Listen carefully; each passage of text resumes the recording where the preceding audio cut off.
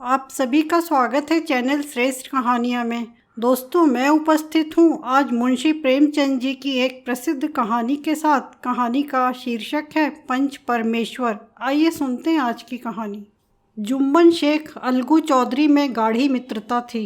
साझे में खेती होती थी, कुछ लेन देन में भी साझा था। एक को दूसरे पर अटल विश्वास था।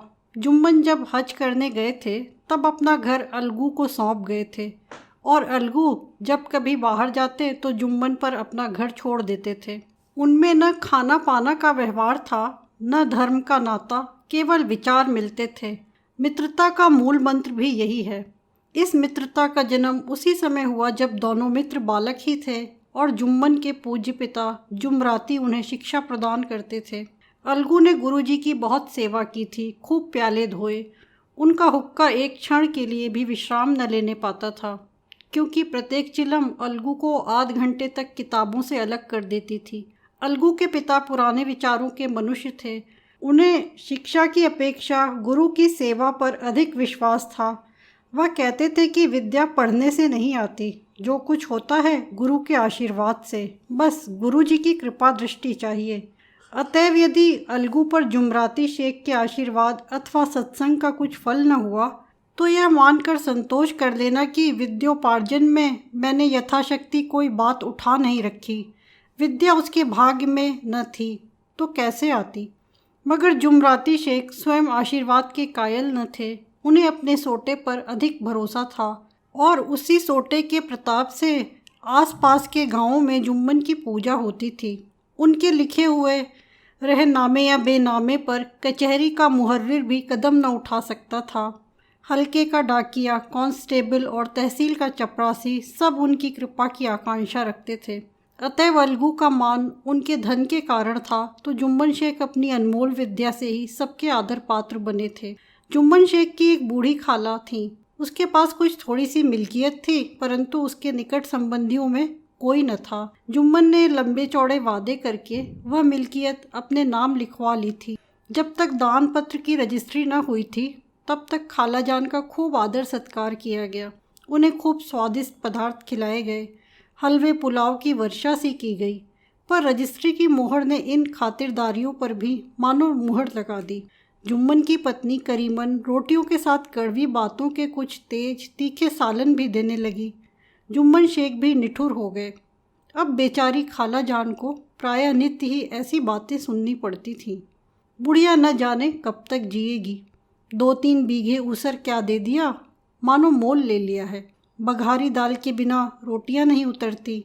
जितना रुपया इसके पेट में झोंक चुके उतने से तो अब तक गांव मोल ले लेते। कुछ दिन खाला जान ने सुना और सहा, पर जब न सहा गया तब जुम्मन से शिकायत की। जुम्मन ने स्थानीय कर्मचारी गृहस्वामी को प्रबंध देना उचित न समझा। कुछ दिन तक और यूं ही रो धोकर काम चलता रहा। अंत में एक दिन खाला ने जुम्मन से कहा, बेटा, तुम्हारे साथ मेरा निर्वाह न होगा। तुम मुझे रुपए दे दिया करो, मैं अपना पका खा लूँगी। जुम्मन ने धृष्टता के साथ उत्तर दिया, रुपए क्या यहाँ फलते हैं? खाला ने नम्रता से कहा, मुझे कुछ रूखा सूखा चाहिए भी कि नहीं? जुम्मन ने गंभीर स्वर में जवाब दिया, तो कोई यह थोड़ा ही समझा था कि तू मौत से लड़कर आई हो। खाला बिगड़ गई। उन्होंने पंचायत करने की धमकी दी। जुम्मन हंसे, जिस तरह कोई शिकारी हिरन को जाली की तरफ जाते देखकर मन ही मन हंसता है। वह बोले, हाँ जरूर पंचायत करो, फैसला हो जाए। मुझे भी यह रात दिन की खटखट पसंद नहीं। पंचायत में किसकी जीत होगी इस विषय में जुम्मन को कुछ संदेह न था। आसपास के गांवों में ऐसा कौन था उसके अनुग्रहों का ऋणी न हो? ऐसा कौन था जो उसको शत्रु बनाने का साहस कर सके? किसमें कितना बल था जो उसका सामना कर सके? आसमान के फरिश्ते तो पंचायत करने आवेंगे ही नहीं। इसके बाद कई दिन तक बूढ़ी खाला हाथ में एक लकड़ी लिए आसपास के गांवों में दौड़ती रही। कमर झुककर कमान हो गई थी। एक एक पग चलना दूभर था, मगर बात आ पड़ी थी। उसका निर्णय करना जरूरी था। बिरला ही कोई भला आदमी होगा जिसके सामने बुढ़िया ने दुख के आंसू न बहाए हों। किसी ने तो यूं ही ऊपरी मन से हूँ हाँ करके टाल दिया और किसी ने इस अन्याय पर जमाने को गालियां दी। कहा, कब्र में पांव लटके हुए हैं, आज मरे कल दूसरा दिन, पर हवस नहीं मानती। अब तुम्हें क्या चाहिए? रोटी खाओ और अल्लाह का नाम लो। तुम्हें अब खेती बाड़ी से क्या काम है? कुछ ऐसे सज्जन भी थे जिन्हें हास्य रस के रसास्वादन का अच्छा अवसर मिला। झुकी हुई कमर, पोपला मुंह, सनके से बाल, इतनी सामग्री एकत्र हो तब हंसी क्यों ना आवे। ऐसे न्यायप्रिय, दयालु, दीन वत्सल पुरुष बहुत कम थे जिन्होंने इस अबला के दुखड़े को गौर से सुना हो और उसको सांत्वना दी हो। चारों ओर से घूम घाम कर बेचारी अलगू चौधरी के पास आई, लाठी पटक दी और दम लेकर बोली, बेटा तुम भी दम भर के लिए मेरी पंचायत में चले आना। अलगू ने कहा, मुझे बुलाकर क्या करोगी? कई गांव के आदमी तो आवेंगे ही। खाला ने कहा, अपनी विपद तो सबके आगे रो आई, अब आने न आने का अख्तियार उनको है। अलगू ने कहा, यूँ आने को आ जाऊंगा मगर पंचायत में मुंह न खोलूंगा। खाला ने कहा, क्यों बेटा? अलगू ने कहा, अब इसका क्या जवाब दूं? अपनी खुशी, जुम्मन मेरा पुराना मित्र है, उससे बिगाड़ नहीं कर सकता। खाला ने कहा, बेटा क्या बिगाड़ के डर से ईमान की बात न कहोगे? हमारे सोए हुए धर्म ज्ञान की सारी संपत्ति लुट जाए तो उसे खबर नहीं होता, परंतु ललकार सुनकर वह सचेत हो जाता है, फिर उसे कोई जीत नहीं सकता। अलगू इस सवाल का कोई उत्तर न दे सका, पर उसके हृदय में ये शब्द गूंज रहे थे, क्या बिगाड़ के डर से ईमान की बात न कहोगे? संध्या समय एक पेड़ के नीचे पंचायत बैठी। शेख जुम्मन ने पहले से ही फर्श बिछा रखा था। उन्होंने पान, इलायची, हुक्के, तंबाकू आदि का प्रबंध भी किया था। हाँ, वह स्वयं अलबत्ता अलगू चौधरी के साथ जरा दूर पर बैठे जब पंचायत में कोई आता था तब दबे हुए सलाम से उसका स्वागत करते थे। जब सूर्य अस्त हो गया और चिड़ियों की कलरव युक्त पंचायत पेड़ों पर बैठी तब यहाँ भी पंचायत शुरू हुई। फर्श की एक एक अंगुल जमीन भर गई, पर अधिकांश दर्शक ही थे। निमंत्रित महाशयों में से केवल वे ही लोग पधारे थे जिन्हें जुम्मन से अपनी कुछ कसर निकालनी थी। एक कोने में आग सुलग रही थी। नाई ताबड़तोड़ चिलम भर रहा था। यह निर्णय करना असंभव था कि सुलगते हुए उपलों से अधिक धुआं निकलता था या चिलम के दमों से। लड़के इधर उधर दौड़ रहे थे, कोई आपस में गाली गलौज करते और कोई रोते थे। चारों तरफ कोलाहल मच रहा था। गांव के कुत्ते इस जमाव को भोज समझकर झुंड के झुंड जमा हो गए थे। पंच लोग बैठ गए तो बूढ़ी खाला ने उनसे विनती की, पंचों, आज 3 साल हुए मैंने अपनी सारी जायदाद अपने भांजे जुम्मन के नाम लिख दी थी। इसे आप लोग जानते ही होंगे। जुम्मन ने मुझे तो हयात रोटी कपड़ा देना कबूल किया। साल भर तो मैंने इसके साथ रो धोकर काटा, पर अब रात दिन का रोना नहीं सहा जाता। मुझे न पेट की रोटी मिलती है न तन का कपड़ा। बेकस बेवा हूँ, कचहरी दरबार नहीं कर सकती। तुम्हारे सिवा और किसको अपना दुख सुनाऊँ? तुम लोग जो राह निकाल दो उसी राह पर चलूँ। अगर मुझ में कोई ऐब देखो तो मेरे मुंह पर थप्पड़ मारो। जुम्मन में बुराई देखो तो उसे समझाओ, क्यों एक बेकस की आह लेता है। मैं पंचों का हुक्म सिर माथे पर चढ़ाऊंगी। रामधन मिश्र, जिनके कई असामियों को जुम्मन ने अपने गांव में बसा लिया था, बोले, जुम्मन मियाँ, किसे पंच बदते हो? अभी से इसका निपटारा कर लो, फिर जो कुछ पंच कहेंगे वही मानना पड़ेगा। जुम्मन को इस समय सदस्यों में विशेषकर वे ही लोग दिख पड़े जिनसे किसी न किसी कारण उनका वैमनस्य था। जुम्मन बोले, पंचों का हुक्म अल्लाह का हुक्म है। खाला जान जिसे चाहे उसे बदे, मुझे कोई उज़्र नहीं। खाला ने चिल्लाकर कहा, अरे अल्लाह के बंदे, पंचों का नाम क्यों नहीं बता देता? कुछ मुझे भी तो मालूम हो। जुम्मन ने क्रोध से कहा, इस वक्त मेरा मुंह न खुलवाओ। तुम्हारी बन पड़ी है, जिसे चाहो पंच बदो। खाला जान जुम्मन के आक्षेप को समझ गई। वह बोली, बेटा खुदा से डरो। पंच न किसी के दोस्त होते हैं न किसी के दुश्मन। कैसी बात कहते हो? और तुम्हारा किसी पर विश्वास न हो तो जाने दो। अलगू चौधरी को तो मानते हो, लो मैं उन्हीं को सरपंच बदती हूँ। जुम्मन शेख आनंद से फूल उठे, परंतु भावों को छिपाकर बोले, अलगू ही सही, मेरे लिए जैसे रामधन वैसे अलगू। अलगू इस झमेले में फंसना नहीं चाहते थे। वे कन्नी काटने लगे। बोले, खाला तुम जानती हो कि मेरी जुम्मन से गाढ़ी दोस्ती है। खाला ने गंभीर स्वर में कहा, बेटा दोस्ती के लिए कोई अपना ईमान नहीं बेचता। पंच के दिल में खुदा बसता है। पंचों के मुंह से जो बात निकलती है वह खुदा की तरफ से निकलती है। अलगू चौधरी सरपंच हुए। रामधन मिश्र और जुम्मन के दूसरे विरोधियों ने बुढ़िया को मन में बहुत कोसा। अलगू चौधरी बोले, शेख जुम्मन, हम और तुम पुराने दोस्त हैं। जब काम पड़ा तुमने हमारी मदद की और हम भी जो कुछ बन पड़ा तुम्हारी सेवा करते रहे हैं, मगर इस समय तुम और बूढ़ी खाला दोनों हमारी निगाह में बराबर हो। तुमको पंचों से जो कुछ अर्ज करनी हो करो। जुम्मन को पूरा विश्वास था कि अब बाजी मेरी है। अलगू यह सब दिखावे की बातें कर रहा है, अतएव शांतचित्त होकर बोले, पंचों, 3 साल हुए खाला जान ने अपनी जायदाद मेरे नाम हिब्बा कर दी थी। मैंने उन्हें ताहयात खाना कपड़ा देना कबूल किया था। खुदा गवाह है, आज तक मैंने खाला जान को कोई तकलीफ़ नहीं दी। मैं उन्हें अपनी माँ के समान समझता हूँ।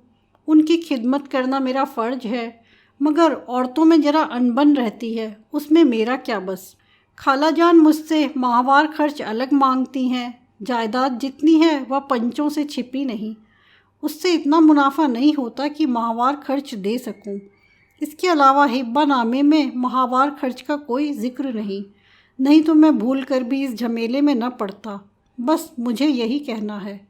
आइंदा पंचों का अख्तियार है, जो फैसला चाहे करें। अलगू चौधरी को हमेशा कचहरी से काम पड़ता था, अतः वह पूरा कानूनी आदमी था। उसने जुम्मन से जिरह शुरू की। एक एक प्रश्न जुम्मन के हृदय पर हथौड़ी की चोट की तरह पड़ता था। रामधन मिश्र इस प्रश्नों पर मुग्ध हुए जाते थे। जुम्मन चकित थे कि अलगू को क्या हो गया। अभी यह अलगू मेरे साथ बैठा हुआ कैसी कैसी बातें कर रहा था। इतनी देर में ऐसी काया पलट हो गई कि मेरी जड़ खोदने पर तुला हुआ है। न मालूम कब की कसर यह निकाल रहा है। क्या इतने दिनों की दोस्ती कुछ भी काम न आवेगी। जुम्मन शेख तो इसी संकल्प विकल्प में पड़े हुए थे कि इतने में अलगू ने फैसला सुनाया। जुम्मन शेख, पंचों ने इस मामले पर विचार किया है। उन्हें यह नीति संगत मालूम होता है कि खाला जान को माहवार खर्च दिया जाए। हमारा विचार है कि खाला की जायदाद से इतना मुनाफा अवश्य होता है कि माहवार खर्च दिया जा सके। बस यही हमारा फैसला है। अगर जुम्मन को खर्च देना मंजूर न हो तो हिब्बानामा रद्द समझा जाए। यह फैसला सुनते ही जुम्मन सन्नाटे में आ गए। जो अपना मित्र हो वह शत्रु का व्यवहार करे और गले पर छुरी फेरे, इसे समय के हेर फेर के सिवा और क्या कहें। जिस पर पूरा भरोसा था उसने समय पड़ने पर धोखा दिया। ऐसे ही अवसरों पर झूठे सच्चे मित्रों की परीक्षा की जाती है। यही कलयुग की दोस्ती है। अगर लोग ऐसे कपटी धोखेबाज न होते तो देश में आपत्तियों का प्रकोप क्यों होता। यह हैजा, प्लेग आदि व्याधियाँ दुष्कर्मों के ही दंड हैं। मगर रामधन मिश्र और अन्य पंचू अलगू चौधरी की इस नीति परायणता की प्रशंसा जी खोलकर कर रहे थे। वे कहते थे, इसका नाम पंचायत है, दूध का दूध और पानी का पानी कर दिया। दोस्ती दोस्ती की जगह है, किंतु धर्म का पालन करना मुख्य है। ऐसे ही सत्यवादियों के बल पर पृथ्वी ठहरी है, नहीं तो वह कब की रसातल को चली जाती। इस फैसले ने अलगू और जुम्मन की दोस्ती की जड़ हिला दी। अब वे साथ साथ बात करते नहीं दिखाई देते। इतनी पुरानी मित्रता रूपी वृक्ष सत्य का एक झोंका भी न सह सका। सचमुच वह बालू की ही जमीन पर खड़ा था। उनमें अब शिष्टाचार का अधिक व्यवहार होने लगा। एक दूसरे की आवभगत ज़्यादा करने लगे। वे मिलते जुलते थे, मगर उसी तरह जैसे तलवार से ढाल मिलती है। जुम्मन के चित्त में मित्र की कुटिलता आठों पहर खटका करती थी। उसे हर घड़ी यही चिंता रहती थी कि किसी तरह बदला लेने का अवसर मिले। अच्छे कामों की सिद्धि में बड़ी देर लगती है, पर बुरे कामों की सिद्धि में यह बात नहीं होती। जुम्मन को भी बदला लेने का अवसर जल्द ही मिल गया। पिछले साल अलगू चौधरी बटेसर से बैलों की एक बहुत अच्छी गोई मोल लाए थे। बैल पछाही जाति की सुंदर बड़े बड़े सींगों वाले थे। महीनों तक आसपास के गांव के लोग दर्शन करते रहे। दैवयोग से जुम्मन की पंचायत के 1 महीने के बाद इस जोड़ी का एक बैल मर गया। जुम्मन ने दोस्तों से कहा, यह दगाबाजी की सज़ा है। इंसान सब्र भले ही कर जाए, पर खुदा नेक बद सब देखता है। अलगू को संदेह हुआ कि जुम्मन ने बैल को विष दिला दिया है। चौधराइन ने भी जुम्मन पर ही इस दुर्घटना का दोषारोपण किया और उसने कहा, जुम्मन ने कुछ कर करा दिया है।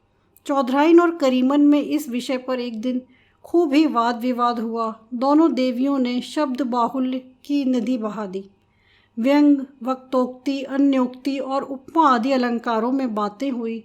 जुम्मन ने किसी तरह शांति स्थापित की।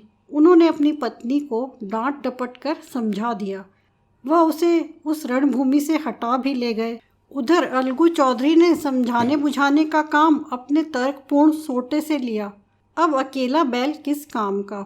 उसका जोड़ बहुत ढूंढा गया पर न मिला। निदान यह सलाह ठहरी कि इसे बेच डालना चाहिए। गांव में एक समझू साहू थे। वह इक्का गाड़ी हाँकते थे। गांव के गुड़ घी लाद कर मंडी ले जाते, मंडी से तेल नमक भर लाते और गांव में बेचते। इस बैल पर उनका मन लहराया। उन्होंने सोचा, यह बैल हाथ लगे तो दिन भर में बेखटके 3 खेप हों। आजकल तो एक ही खेप में लाले पड़े रहते हैं। बैल देखा, गाड़ी में दौड़ाया, बाल भौरी की पहचान कराई, मोल तोल किया और उसे लाकर द्वार पर बांध ही दिया। 1 महीने में दाम चुकाने का वादा ठहरा। चौधरी को भी गरज थी ही, घाटे की परवाह न की। समझू साहू ने नया बैल पाया तो लगे उसे रगेदने। वह दिन में 3-3, 4-4 खेपे करने लगे। न चारे की फिक्र थी न पानी की, बस खेपों से काम था। मंडी ले गए, वहाँ कुछ सूखा भूसा सामने डाल दिया। बेचारा जानवर अभी दम भी न लेने पाया था कि फिर जोत दिया। अलगू चौधरी के घर था तो चैन की बंसी बजती थी। बैलराम छठे छमाहे कभी बाहली में जोते जाते थे। खूब उछलते कूदते और कोसों तक दौड़ते चले जाते थे। वहाँ बैलराम का रातिब था। साफ पानी, दली हुई अरहर की दाल और भूसे के साथ खली, और यही नहीं, कभी कभी घी का स्वाद भी चखने को मिल जाता था। शाम सवेरे एक आदमी खरहरे करता, पोंछता और सहलाता था। कहाँ वह सुख चैन, कहाँ यह 8 पहर की खपत। महीने ही भर में वह पिस गया। इक्के का यह जुआ देखते ही उसका लहू सूख जाता था। एक एक पग चलना दूभर था। हड्डियाँ निकल आई थीं, पर था वह पानीदार। मार की बर्दाश्त न थी। एक दिन चौथी खेप में साहू जी ने दूना बोझ लादा। दिन भर का थका जानवर, पैर न उठते थे, पर साहू जी कोड़े फटकारने लगे। बस फिर क्या था, बैल कलेजा तोड़कर चला। कुछ दूर दौड़ा और चाहा कि जरा दम ले लूं, पर साहू जी को जल्द पहुंचने की फिक्र थी। अतएव उन्होंने कई कोड़े बड़ी निर्दयता से फटकारे। बैल ने एक बार फिर जोर लगाया, पर अब की बार शक्ति ने जवाब दे दिया। वह धरती पर गिर पड़ा और ऐसा गिरा कि फिर न उठा। साहू जी ने बहुत पीटा, टांग पकड़कर खींचा, नथनों में लकड़ी ठूंस दी, पर कहीं मृतक भी उठ सकता है। तब साहू जी को कुछ शक हुआ। उन्होंने बैल को गौर से देखा, खोलकर अलग किया और सोचने लगे कि गाड़ी कैसे घर पहुँचे। बहुत चीखे चिल्लाए, पर देहात का रास्ता बच्चों की आंख की तरह सांझ होते ही बंद हो जाता है। कोई नज़र न आया। आसपास कोई गांव भी न था। मारे क्रोध के उन्होंने मरे हुए बैल पर और दुर्रे लगाए और कोसने लगे। अब भागे, तुझे मरना ही था तो घर पहुंचकर मरता। ससुरा बीच रास्ते में ही मर रहा, अब गाड़ी कौन खींचे। इस तरह साहू जी खूब जले भुने। कई बोरे गुड़ और कई पीपे घी उन्होंने बेचे थे। 200-250 रुपये कमर में बंधे थे। इसके सिवा गाड़ी पर कई बोरे नमक थे। अतएव छोड़कर जा भी न सकते थे। लाचार बेचारे गाड़ी पर ही लेट गए। वहीं रत जगह करने की ठान ली। चिलम पी गए, फिर हुक्का पिया। इस तरह साहजी आधी रात तक नींद को बहालते रहे। अपनी जान में तो वह जागते ही रहे, पर पौ फटते ही जो नींद टूटी और कमर पर हाथ रखा तो थैली गायब। घबराकर इधर उधर देखा तो कई कनस्तर तेल भी नदारद। अफसोस में बेचारे ने सिर पीट लिया और पछाड़ खाने लगे। प्रातःकाल रोते बिलखते घर पहुँचे। सहुआइन ने जब यह बुरी सुनावनी सुनी तब पहले तो रोई, फिर अलगू चौधरी को गालियां देने लगी। निगोड़े ने ऐसा कुलच्छनी बैल दिया कि जन्म भर की कमाई लुट गई। इस घटना को हुए कई महीने बीत गए। अलगू जब अपने बैल के दाम मांगते तब साहू और सहुआइन दोनों ही झल्लाए हुए कुत्ते की तरह चढ़ बैठते और अंड बंड बकने लगते। वाह, यहाँ तो सारे जन्म की कमाई लुट गई। सत्यानाश हो गया, इन्हें दामों की पड़ी है। मुर्दा बैल दिया था, उस पर दाम मांगने चले हैं। आंखों में धूल झोंक दी। सत्यानाशी, बैल गले बांध दिया, हमें निरा पूंगा ही समझ लिया है। हम भी बनिए के बच्चे हैं, ऐसे बुद्धू कहीं और होंगे। पहले जाकर किसी गड्ढे में मुंह धो आओ, तब दाम लेना। न जी मानता हो तो हमारा बैल खोल ले जाओ। महीना भर के बदले 2 महीना जोत लो, और क्या लोगे। चौधरी के अशुभ चिंतकों की कमी न थी। ऐसे अवसरों पर वे भी एकत्र हो जाते और साहू जी के बराने की पुष्टि करते, परंतु 150 रुपये से इस तरह हाथ धो लेना आसान न था। एक बार वह भी गर्म पड़े। साहू जी बिगड़कर लाठी ढूंढने पर चले गए। अब सहुआइन ने मैदान लिया। प्रश्नोत्तर होते होते हाथापाई की नौबत आ पहुंची। सहुआइन ने घर में घुसकर किवाड़ बंद कर लिए। शोरगुल सुनकर गांव के भले मानस घर से निकले। वह परामर्श देने लगे कि इस तरह से काम न चलेगा, पंचायत कर लो, कुछ तय हो जाए, उसे स्वीकार कर लो। साहू जी राजी हुए। अलगू ने भी हामी भर ली। पंचायत की तैयारियां होने लगीं। दोनों पक्षों ने अपने अपने दल बनाने शुरू किए। इसके बाद तीसरे दिन उसी वृक्ष के नीचे पंचायत बैठी। वही संध्या का समय था। खेतों में कौए पंचायत कर रहे थे। विवादग्रस्त विषय था यह कि मटर की फलियों पर उनका कोई स्वत्व है या नहीं, और जब तक यह प्रश्न हल न हो जाए तब तक वे रखवाले की पुकार पर अपनी अप्रसन्नता प्रकट करना आवश्यक समझते थे। पेड़ की डालियों पर बैठी शुक मंडली में यह प्रश्न छिड़ा हुआ था कि मनुष्यों को उन्हें बेसुरोवत कहने का क्या अधिकार है, जब उन्हें स्वयं अपने मित्रों से दगा करने में भी संकोच नहीं होता। पंचायत बैठ गई तो रामधन मिश्र ने कहा, अब देरी क्या है, पंचों का चुनाव हो जाना चाहिए, बोलो चौधरी किस किस को पंच बदते हो। अलगू ने दीन भाव से कहा, समझू साहू ही चुन लें। समझू खड़े हुए और कड़क कर बोले, मेरी ओर से जुम्मन शेख। जुम्मन का नाम सुनते ही अलगू चौधरी का कलेजा धक धक करने लगा, मानो किसी ने अचानक थप्पड़ मार दिया हो। रामधन अलगू के मित्र थे, वह बात को ताड़ गए। पूछा, क्यों चौधरी, तुम्हें कोई उज्र तो नहीं। चौधरी ने निराश होकर कहा, नहीं, मुझे क्या उज्र होगा। अपनी उत्तरदायित्व का ज्ञान बहुधा हमारे संकुचित व्यवहारों का सुधारक होता है।